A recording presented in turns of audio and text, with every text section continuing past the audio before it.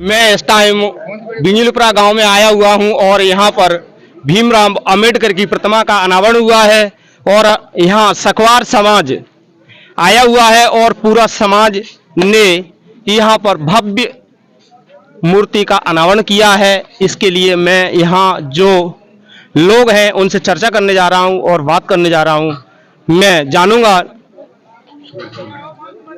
Teacher हैं जो retired teacher हैं उनसे जानूंगा यहाँ पर आपको कैसा लगा, आप बताएं। बहुत बढ़िया, धन्यवाद। सभी इन लोगों ने ऑर्गेनाइजेशन किया है, हमारे लोगों ने संगठन बना के मूर्ति का अनावरण किया है इधर। मैं उनको धन्यवाद देता हूँ, पूरे गांव को धन्यवाद देता हूँ, पूरे समाज को धन्यवाद देता हूँ। और ऐसा है, मूर्ति तो लगा लेते हैं अपने आदमी, लेकिन उसको सुरक्षा रखना चाहिए। मूर्ति लगाओ कोई बात नहीं है, लेकिन उसकी हमेशा बाबा साहब के मिशन पे चलो, बाबा साहब के विचारों पे चलो, तो उनको मानना चाहिए। अब मैं आपसे जानना चाह रहा हूँ कि आप किन विचारों की बात कर रहे हैं। समाज ऐसे क्या विचार हैं उन्हें मानता नहीं है, इस पे आप रोशनी डालें। समाज में ये विचार चाहता हूँ कि बाबा साहब ने कहा है, politics power is the main power, it is master की। जो राजनीतिक पावर है उसको पहले जानना चाहिए। राजनीतिक पावर अगर नहीं जान पाओगे तो आप अपने घर को नहीं रखा सकते, चाहे कितने भी बड़ी पैसे वाले हो जाओ, उस पैसे को नहीं रखा सकते। मूर्ति लगाना तो बहुत बड़ी बात है। तो ये इसलिए मैं कह रहा हूँ, राजनीतिक पावर सबसे बड़ा पावर होता है और हमारी इतनी संख्या होते हुए यहाँ पावर इतना डाउन होता जा रहा है। बीएसपी का वोट कम जा रहा है, अन्य पार्टी को, कांग्रेस बीजेपी को वोट कर देते हैं, तो अपनी रक्षा कैसे होगी। ये है। मैं आपसे ये भी जानना चाहता हूं कि यहाँ पर अभी अभी में चुनाव हुआ, उसमें कई जगह जो आपका समाज है, एससी का समाज है, उसको वोट नहीं डालने दिए, इस पर आप क्या कहेंगे। इस पर एक तो ये है कि पहले तो उनको ज्ञानवान हमारा समाज नहीं है अभी भी। जब ज्ञानवान हो जाएगा, ट्रेंड हो जाएगा, तो आदमी कुछ भी कर सकता है। अगर अनट्रेंड आदमी को बेशक तुम कितना भी बड़ा हथियार दे दो, तो वो फौज में जाएगा तो मर जाएगा, जल्दी तुरंत मर जाएगा। इसलिए हमारे लोगों को अभी ज्ञानवान बनाने की जरूरत है। अभी ज्ञानवान नहीं है।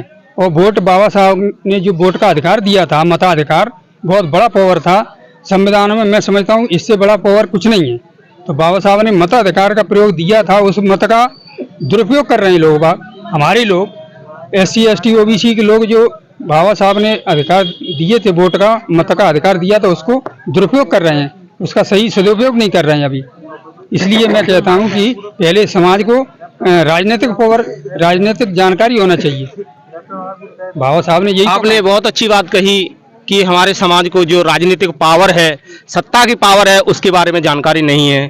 ये जानकारी जो लोग जानते हैं वो हमारे समाज में या आपके समाज में या मानवता में वो लोग सही से काम नहीं कर रहे। जितने लोग जानते हैं वो सही से काम करें तो इस जो भव्य पर्व आता है, चुनाव का जो विशाल पर्व आता है, उस पर अच्छे से काम हो सके। इसके लिए आप समाज को संदेश दें। समाज के लिए यही संदेश है मेरे मत से, मेरे विचार से, क्योंकि मैं भी कैडराज आदमी हूँ। तो कैडर जब तक नहीं लेगा आदमी, तब तक वो उल्टा सीधा चलेगा। अब जंगल में भूल जाए कोई आदमी तो भूलता ही रहेगा। इसलिए जब वोट की उन्हें कीमत नहीं पता होगा, तब तक वोट का इस्तेमाल करना नहीं सीख पाएगा, तब तक कुछ नहीं कर सकता और इसमें गुमराह हो जाता है हमारा। मैं यहाँ समाज के जो वरिष्ठ लीडर हैं, जो हमेशा समाज की सेवा में अपना पूरा समय व्यतीत किया, उन नेताजी से, यानी रामेश्वर नेताजी लैंड से मैं बात करने जा रहा हूँ। आज मूर्ति का अनावरण हुआ, इस पर आप समाज को क्या संदेश देंगे, आप बताएं। आज ग्राम बिंजलीपुरा में जो बाबा साहब का अनावरण हुआ है, तो मैं पूरे गांव को, पूरे समाज को धन्यवाद देना चाहता हूं।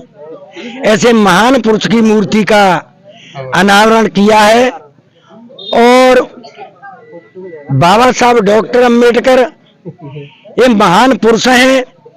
इनके विचारों पे चलकर, इनके इतिहास को देखें तो इनके कारनामों पे इनने जो बताया है, उन विचारों पे चल करके एक राजनीतिक सत्ता मास्टर चाबी है, जब भी हमारे दलित और OBC समाज के सारी समस्याएं हल हो सकती हैं।